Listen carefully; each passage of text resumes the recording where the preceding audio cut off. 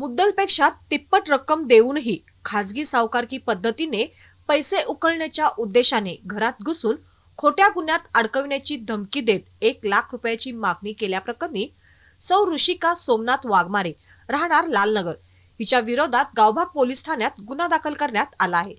याबाबतची वर्दी महावीर संजय मिसाळ वय 30 राहणार रिंग रोड यांनी दिली आहे।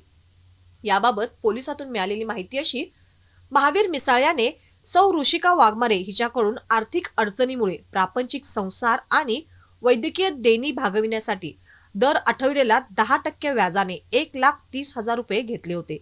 या रकमेपोटी दर आठवड्याचे व्याज व मुद्दल असे वेळोवेळी एकूण 4,94,000 रुपये इतकी रक्कम ऋषिका वाघमारे यांना दिली होती। तरी सुद्धा वाघमारे हिने सावकारकी पद्धतीने जादा पैसे उकळण्याच्या हेतूने मिसाळ्याच्या घरात घुसून शिवीगाळ करत जबरदस्तीने 1,00,000 रुपयांची मागणी करून विनयभंगाच्या खोट्या गुन्ह्यात अडकविण्याची व कुटुंबाला जीवे मारण्याची धमकी दिल्याचे मिसाळ यांनी फिर्यादीत म्हटले आहे। तसेच अधिक तपास सहाय्यक पोलीस निरीक्षक सीमा डांगरे या करीत आहेत।